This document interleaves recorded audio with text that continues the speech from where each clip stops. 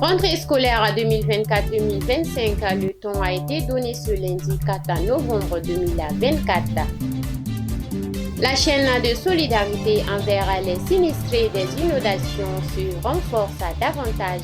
Le Coran fait un don de 12 millions de francs CFA. Remise à des cartes biométriques aux passionnés et aux salariés. L'INPS Sévou avance les activités.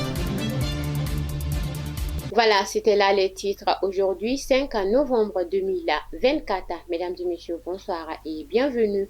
Ce lundi 4 novembre 2024, le Premier ministre Dr Choguel Kokala-Maïga a donné le coup d'envoi officiel de l'année scolaire 2024-2025 au lycée Notre-Dame du Niger à Bamako. Cette rentrée scolaire se distingue par un accent mis sur l'entrepreneuriat, témoignant de la volonté de moderniser le système éducatif malien pour répondre aux besoins d'un pays en pleine mutation. Sanka Ouattara pour les précisions. La leçon modèle donnée dans une classe de 11e année portait sur le thème l'entrepreneuriat. Elle visait à éveiller l'esprit d'entreprise chez les jeunes, à stimuler leur créativité et à encourager l'innovation.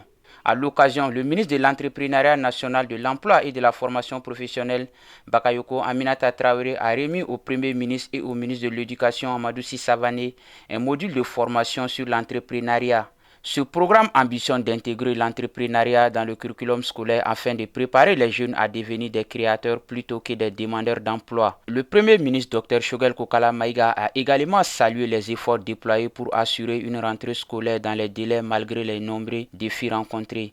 Il a exprimé sa reconnaissance envers les parents d'élèves pour leur résilience et leur compréhension ainsi qu'envers les membres du gouvernement pour leur engagement et leur solidarité. Il a souligné que l'ouverture des classes a eu lieu simultanément sur l'ensemble du territoire national dans les 26 académies du pays. Dans le cadre du mois de la solidarité et de la lutte contre l'exclusion, le collectif des ressortissants du Nord Coran en soutien aux sinistrés des inondations a fait parler son cœur avec une donation en nature de 12 millions de francs CFA. Au cours d'une cérémonie, le ministre de la Santé et du Développement social, le médecin colonel Assa Badjolo Touré, a réceptionné le fonds ce lundi 4 novembre 2024, juste après le conseil de cabinet Zalika Toudjara pour les précisions. Selon le président Malik Al-Husseini, le Coran est témoin de la solidarité agissante que le gouvernement et ses partenaires ont fait montrer depuis le début de la série d'inondations à travers les pays. C'est pourquoi les membres de ce collectif ont décidé, à travers leur soutien dans la consolidation de la paix et des ressources humaines, de venir en complément aux actions entreprises par les plus hautes autorités. Un geste fort apprécié par le ministre Assa Badjalo Touré, occasion pour elle de féliciter et remercier les donateurs du jour, tout en l'encourageant à persévérer dans cette dynamique. Madame le ministre rassure les généreux donateurs que chaque centime de cette donation sera mis à la disposition des bénéficiaires et qu'un rapport d'exécution détaillé sera fourni au Coran pour le compte rendu. Hier, 4 novembre 2024, l'Institution nationale de prévoyance sociale, l'INPS de Ségou, a officiellement lancé la remise des cartes biométriques aux passionnés et aux salariés. Cette cérémonie s'est déroulée en présence du directeur régional Salifa Koulibaly, qui a souligné l'importance de cette initiative pour améliorer l'identification et la gestion des droits de bénéficiaires, suivant les précisions.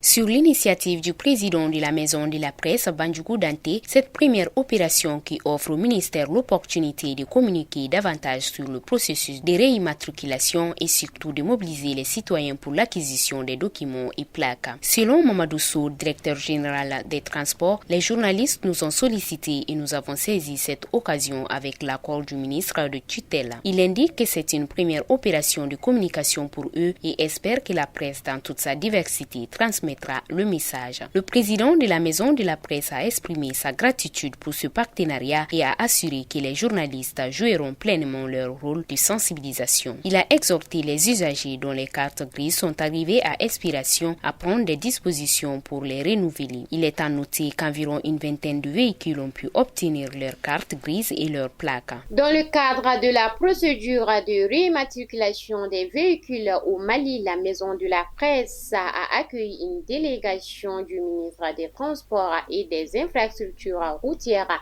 dans ses locaux. Cette rencontre a permis aux journalistes de faire expertiser leurs véhicules et d'effectuer leur paiement sur place. Fatmata Siakadjara pour les précisions. La remise des cartes biométriques représente une avancée significative dans le processus de modernisation des services offerts par l'INPS. Ces cartes permettront non seulement de sécuriser les informations personnelles des passionnés et des travailleurs, mais aussi de faciliter l'accès aux prestations sociales. M. Koulibaly a exprimé sa satisfaction quant à ce projet qui vise à renforcer la transparence et l'efficacité dans le système des prévoyances sociales. Il a également rappelé que cette initiative s'inscrit dans un cadre plus large d'amélioration des conditions de vie des travailleurs et passionnés au Mali. Il convient de rappeler que la carte biométrique pour les pensionnés et les salariés représente une avancée majeure vers une gestion plus sécurisée et efficace des droits sociaux.